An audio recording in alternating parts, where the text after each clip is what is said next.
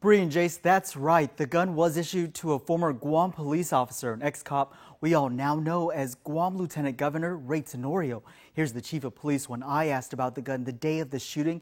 Its questions now answered. And you guys currently have the gun, the suspect's gun? We do have that. We do have that. That has been confiscated as evidence relative to this crime. Do you know if it was registered under him?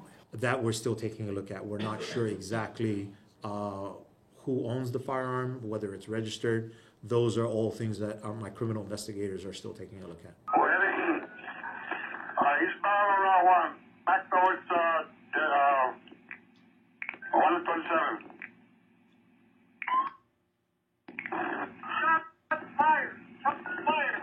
Those very shots coming from the gun KUM confirms was owned and issued to Tenorio when he was on the force, and again used here when that April high-speed chase between Stephen Seagraves and responding officers ended here on Chalanlangan and Dededo.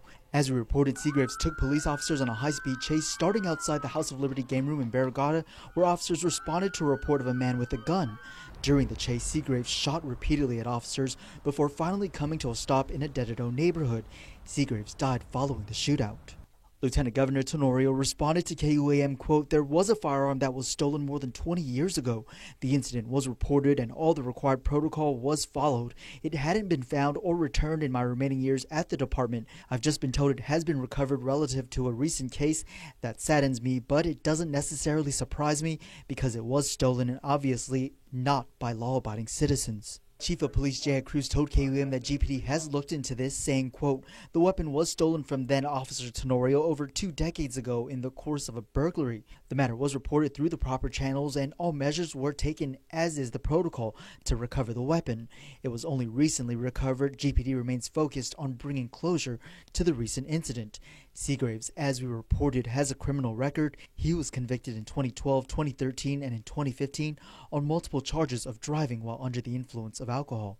It's unclear exactly how Seagraves got a hold of the gun. That is now part of the police department's ongoing criminal investigation. An internal affairs investigation into how the officers responded is still underway as well. Also, investigators have yet to release the results of Seagraves' autopsy. Bree and Jace.